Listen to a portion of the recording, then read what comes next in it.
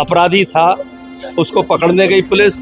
अगर वो क्लैश नहीं लाता, मुचैटा नहीं लेता, तो पुलिस पकड़ के ले जाती, बंद हो जाता। आज वो अपने मंगेश को यादव से जोड़ रहे हैं। वो विकास दुबे को जब वो घटना हुई थी तब वो कहते थे ये भाजपा का आदमी है। आप लिस्ट उठा के देख लीजिए, हर बिरादरी के, हर धर्म के लोग मारे गए हैं जिन्होंने कानून अपने हाथ में लेने की कोशिश की है। मुठभेड़ में जो व्यवस्था को चुनौती देता है उससे मुठभेड़ हो जाती है। मुठभेड़ हो जाती है तो कहीं कभी पुलिस वाले भी शिकार होते हैं तो कभी वो लोग शिकार होते हैं। यूपी में होने जा रहे उपचुनाव से पहले एनकाउंटर पर जाति पॉलिटिक्स काफी ज्यादा तेज चल रही है और ऐसे में जो अभी हाल ही में सुल्तानपुर की घटना हुई है उसके बाद विपक्ष योगी सरकार को कटघरे में खड़ा कर रहा है और कह रहा है कि एक जाति विशेष के लोगों को टारगेट किया जा रहा है। हमारे साथ इस पूरे विषय पर बात करने के लिए कैबिनेट मंत्री योगेंद्र उपाध्याय जी हैं। सर, जिस तरह से सुल्तानपुर में जो व्यापारी सर्राफ लूट कांड हुआ और मंगेश यादव का एनकाउंटर में उसको मार गिराया गया, अखिलेश यादव हो या राहुल गांधी हो, लगातार ये कह रहे हैं कि ये जाति विशेष को ही टारगेट क्यों किया जा रहा है, और भी तो अपराधी थे उस घटना में। देखिए, पहली बात, एनकाउंटर वहाँ पर होता है जब अपराधी व्यवस्था को चुनौती देता है और व्यवस्था और अपराधी में टकराव होता है तो कभी पुलिस वाले भी मारे जाते हैं तो कभी अपराधी भी मारे जाते हैं। तो एनकाउंटर का मतलब मुठभेड़ हो गई अपराधी, और वो मुठभेड़ करने पर उतारू क्यों हुआ मंगेश यादव? पहला प्रश्न यही खड़ा होता है। अपराधी था, उसको पकड़ने गई पुलिस। अगर वो क्लैश नहीं लाता, मुचैटा नहीं लेता, तो पुलिस पकड़ के ले जाती, बंद हो जाता। इसलिए ये कोई विषय नहीं है। और जो लोग पहले धर्म को देख के बात करते थे कि सब मुसलमान मार रही है सरकार, जबकि सबको मालूम है अतीक रंजिश में मारे गए, अपनी आपसी रंजिश में उनके दुश्मनों ने चटका दिया। अंसारी अपने उससे मारे गए, अपनी स्वाभाविक मौत मरे। उनको भी वो हत्या बताने लगे थे क्योंकि धर्म से जोड़ रहे थे। आज वो अपने मंगेश को यादव से जोड़ रहे हैं। वो विकास दुबे को जब वो घटना हुई थी तब वो कहते थे ये भाजपा का आदमी है।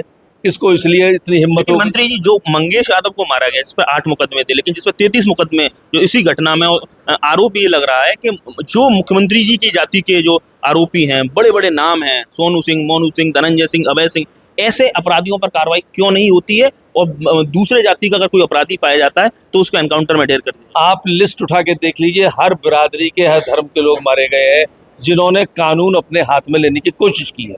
ये कोई इसलिए पुलिस हत्या नहीं कर रही है, मुठभेड़ हो रही है। मुठभेड़ में जो व्यवस्था को चुनौती देता है उससे मुठभेड़ हो जाती है। मुठभेड़ हो जाती है तो कहीं कभी पुलिस वाले भी शिकार होते हैं तो कभी वो लोग शिकार होते हैं। तो इसमें हम ये नहीं कहेंगे कि वो उनको योजना पूर्वक मारा जा रहा है।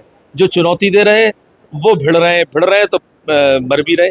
सवाल ये है कि राहुल गांधी ने और ये कहा है कि उत्तर प्रदेश में रूल ऑफ लॉ नहीं है, रूल ऑफ पुलिस है, यानी पुलिस जिसको चाहेगी उसको अपराधी घोषित करके उसका एनकाउंटर कर देगी।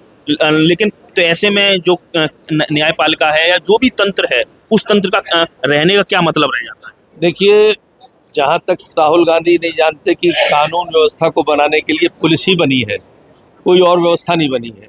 उस कानून व्यवस्था में पुलिस निरंकुश ना हो इसलिए न्यायालय बने और वो उनके किए हुए विवेचनाओं को एनालिसिस करने के लिए न्यायालय है। तो इसलिए कानून व्यवस्था को यदि कोई चुनौती देता है, उस चुनौती में यदि कुछ उसके साथ ऊंच नीच होता है तो ये कहना पुलिस राज है, ये गलत है। कानून व्यवस्था का राज आज उत्तर प्रदेश में है, इसकी चारों तरफ तारीफ हो रही है। लोग योगी जी को कह रहे हैं कि हमारे यहाँ ऐसा मुख्यमंत्री होना चाहिए। यही बात साल रही है राहुल को और अखिलेश को। तो क्या लग रहा है उपचुनाव में सर ये मंगेश यादव एनकाउंटर बड़ा मुद्दा बनने जा रहा है या योगी सरकार पूरी तरह मैनेज कर लेगी? अगर वो मुद्दा बनाएंगे तो हमारा ही फायदा होगा।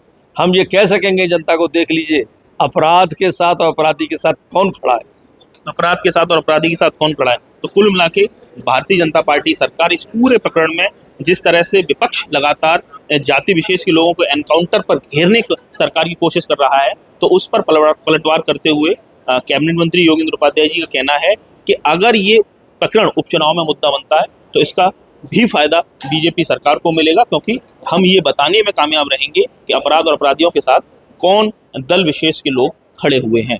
आगरा से कैमरामैन विकास गुप्ता के साथ नितिन उपाध्याय, श्रेष्ठ यूपी।